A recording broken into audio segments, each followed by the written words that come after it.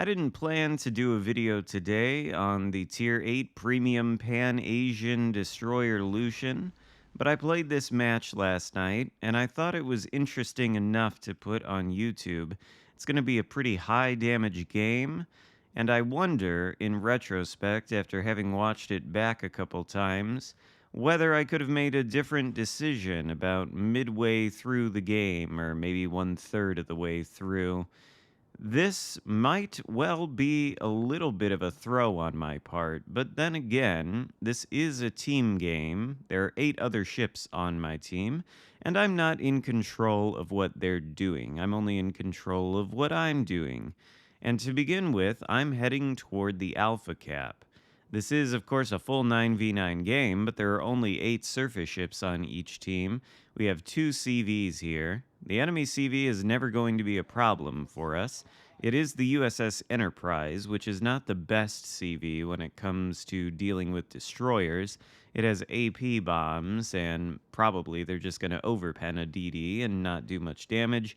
And then you could try to use the torpedoes, but most of the enterprises I see out there are going after cruisers and battleships, and that is going to be true of the enemy enterprise. In any case, because of the CV, we only have 2 ships on this flank. It's myself and this battleship behind me, and of course the Alpha Cap is turning red, because there's that Velos in it. So we open fire on the Velos, switching to AP. Sometimes I think you get a little bit better damage out of the AP against destroyers. When they're broadside like that, though, this doesn't have any kind of short fuse, I don't think, so it's going to overpen a lot, and that's what we're seeing there. Velos smokes up. Atlantico is out there in the distance. I think they are the only 2 reds on this flank, which is a good thing. Should mean we have an easier time going toe-to-toe with the Velos. We try to catch him with the smoke sonar combo, but he's actually a destroyer player who is wise to the smoke sonar combo. He runs away from it. He gets out of our range. That is, in fact, how you counter the smoke sonar combo, and it's not very complicated, especially since, as you can see, there's less than a minute left to go on our sonar. So if the Velos just waits for less than the next 60 seconds, he can push in against us again and then fight us on relatively equal footing. I won't have sonar active at the time, but deploying it and getting into the cap was enough to chase the Velos out of the cap, which means hopefully we will secure it. The friendly battleship, which is a main, is pushing over on the flank and requesting my assistance. I'm not sure exactly what he wants from me. I am, after all, trying to play the objective and secure a capture circle for our team, but I can see that the Atlantico is heading in his direction on the minimap. His path is going to take him around the corner of that island right there, so I launched some torpedoes in that direction, predicting that they may in fact hit the Atlantico when he comes around, and that should provide the assistance to the main that that guy's looking for. Torpedoes are on the way. We've captured the circle. We're going to turn and push into the last known direction of the Velos, because if we can catch him, it should be a one-on-one that we will be able to win easily. The Atlantico does come around the corner, as I predicted, and the torpedoes are more or less perfect. A few of them miss, but more than enough make contact to take out the Atlantico for a devastating strike in our first kill of the game. Deep water torpedoes on the Lucian are terrifying. You don't see them until they're right in front of your face, and you have almost no time at all to dodge. So the Atlantico was doomed unless he predicted that the torpedoes were going to come around the corner before making that maneuver. But he didn't, and so he's back to port. However, if we take a look at the team lineups, we'll notice one crucial thing. I am the only destroyer left alive on the blue team. My 2 destroyer teammates have sunk, and so has an enemy cruiser. The enemy team has all 3 of their destroyers, but we're going to make that 2 if we have anything to say about it against this Velos. He appears again.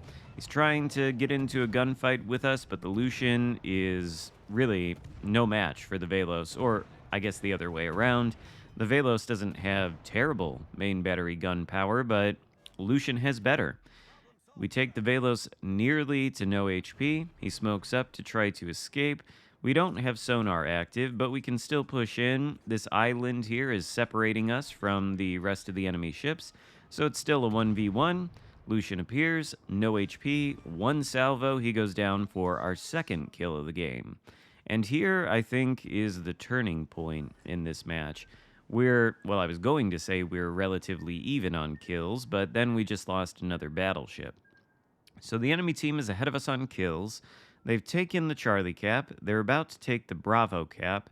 The question is, what should I do here? And as you can see, I'm electing to push into the enemy's spawn. In retrospect, I wonder if I should have gone to the left and gone back into our spawn. The reason for that is simple. We can see the Xarkun, and we can see the other battleship that's in Bravo. They're pushing into our spawn. And then we've got a battleship north of Charlie that's also pushing into our spawn.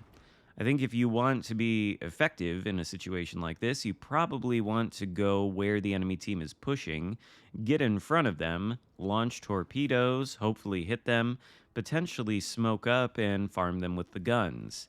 Plus, probably both of the other enemy destroyers are traveling in that direction, so if I had gone that way, maybe the outcome of this game would have been better. I don't know. You can let me know what your theory on that is in the comments. I've watched this game a couple times, and I really can't decide if that would have been a better move than what I'm trying to do here. But you can see on the minimap the last known location of the enemy CV is behind that island. And so I was thinking at the time, well, we could potentially try to pursue those two battleships in Bravo, but we keep losing all of our teammates, so maybe we ought to go take out the CV. If the CV's left alive, that's going to cause a problem for the remaining two battleships on my team and myself, of course. So we want to take him out, I suppose. But I think if we had been in our spawn, maybe we would have taken out some of the enemy destroyers. They are probably the reason why we continue to lose so many ships. We also have a Hawk out here, so we're going to send one set of torpedoes his way. And then we're going to save the other set for the CV, which we're predicting is still in the exact same place where he was last spotted. We're about to find out if we are correct on that, and we are. He's still sitting there completely still. So we should be able to take him out. In fact, his bow might even be pressed up against that rock, so I don't know that he can do anything except reverse. We open fire on him with the main battery guns, hoping that we'll see some torpedo hits on that Hawk, but they all miss. A little bit unfortunate. Getting up onto the broadside of the USS Enterprise, that'll open us up to his secondaries as well as the secondaries and main battery of the Hawk, but we want to get the torpedoes right into his broadside so that we hit all of them, and that should be enough to take him out for our third kill of the game and our second devastating strike. Now, though, we're going to have to smoke up. We've got the Hawk and the Xarkun over here. We've got the two battleships following me, and maybe they'll be able to do something, but of course they're in the same grid square, so they're not going to be able to get different angles on these guys, which is what they would need to do if they want to take them out quickly.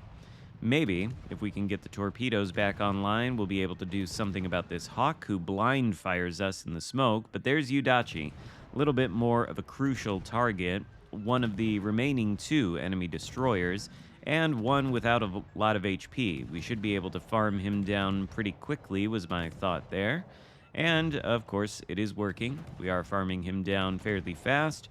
He's realized, though, his error of pushing into me with the smoke sonar combo active, and now he's trying to get away. He takes himself behind the island where we are unable to hit him with the main battery.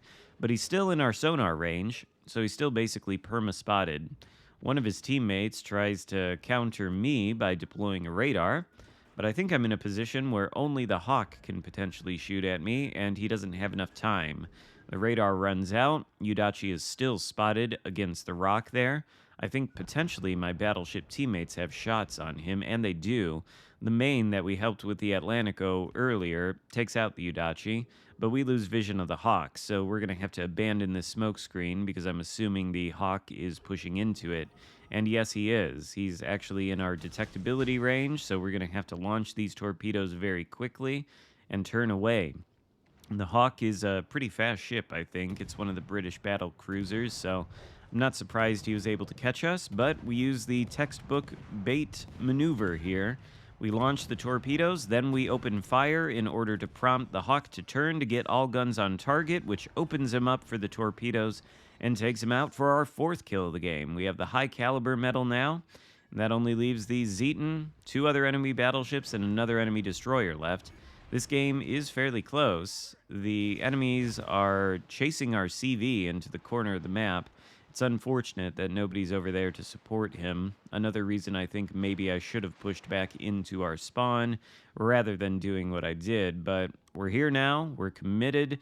Xarkun's going forward. The torpedoes are out. But if the Xarkun is able to have any kind of awareness of his surroundings, he probably knows not to go in a straight line and sail a straight, consistent speed, or else he's liable to get hit by torpedoes.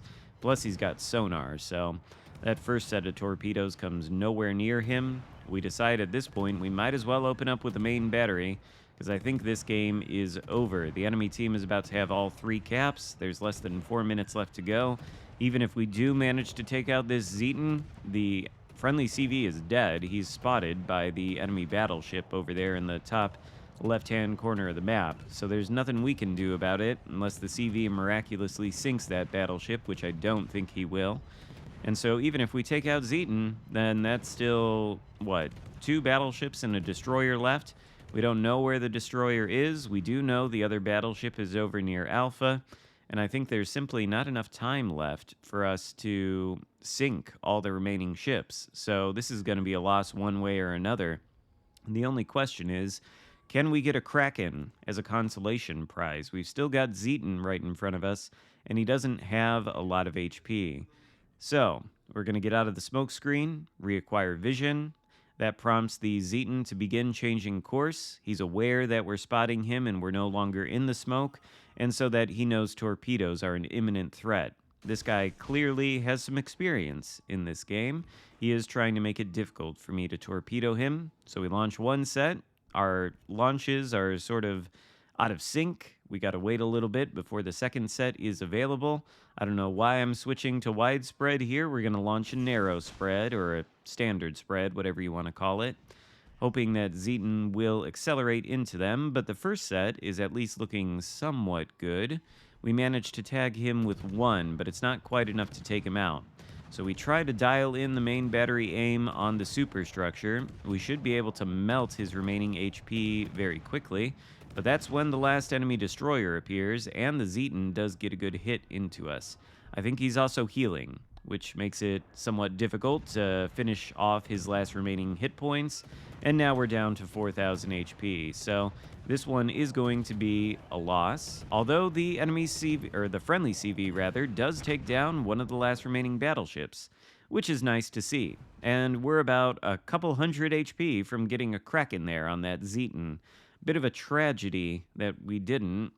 I was really hoping we would, because this was going to be a loss, but I would say 2,574 base XP on a loss is really good.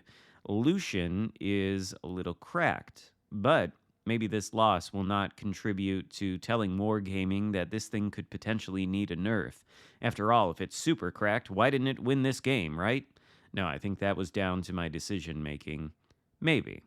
Let me know what you think in the comments. Hope you enjoyed the video. If so, give it a thumbs up. Consider subscribing if you haven't already, and I'll see you next time. Goodbye.